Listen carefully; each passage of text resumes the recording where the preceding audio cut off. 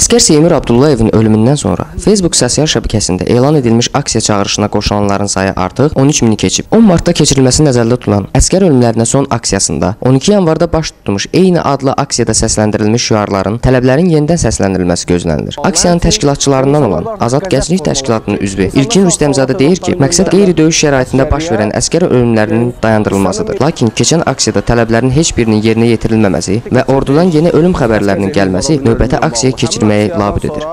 Ümid elədik ki, ordu rəhbərliyi bu məsələyə bir əncam çəkəcək, yəni bir çarə tapacaq. Amma əksinə, əskər ölümləri dayanmadı, azalmadı. Əskər ölümləri sürətlə artdı və biz də bunun nəticəsində daha bir aksiya təşkil etdik. Yəni insanlarda artıq qəzəb formalaşıb ki, insanlar sağ-salamat övladlarını göndərirlər əskərliyə, yəni üstlərinə meyitlərini göndərirlər. Yəni bu həqiqətən faciəvi, dəhşətli bir şeydir. 10 mart aksiyasının digər təşkilatçısı Nida Vətəndaş Hərəkatının üzvü Rəşad Həsənov isə aksiyaya razılaşdırılmadığı təqdirdə iştirak etmək istəyən şəxsləri cərimələrdən və digər tədbirlərdən qorxmamağa çağırıb. Bir qrup fəallar da hökumətlə razılaşdırmağa çalışırlar bu aksiyanı. Onun üçün müraciət olunub cümə günü. Orada iki yer bildirilib. Təbriz Kinoteatrının yanı və Yasamalda Məhsul stadionu.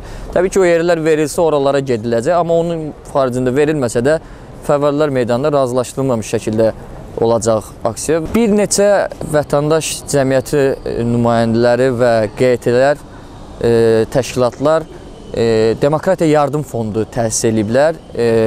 Yeri gəlmişən çərşənbə günündə təqdimatı var onun. O fond nəzdində kampaniyalar keçirilir. Məsələn, 26 yanvar aksiyası İsmailiyədəki baş verən hadisələrlə əlaqəli aksiya keçirilmişdi. Orada cərimələnənlər üçün 10 qəpik aksiyası başlanılıb. Azərbaycan saatı üçün kampaniya başlanılıb. Və burada, yəni 10 martda cərimələnən olarsa, onlarla da əlaqəli yeni bir kampaniya başlayacaq. Narahat olmayın, cərimələnən olsa, onların pulları da ödəmək istəyənlər ödəniləcək. Ödəmək istəməyənlər də vətəndaş itaətsizliyi kampaniyasına qoşula bilərlər.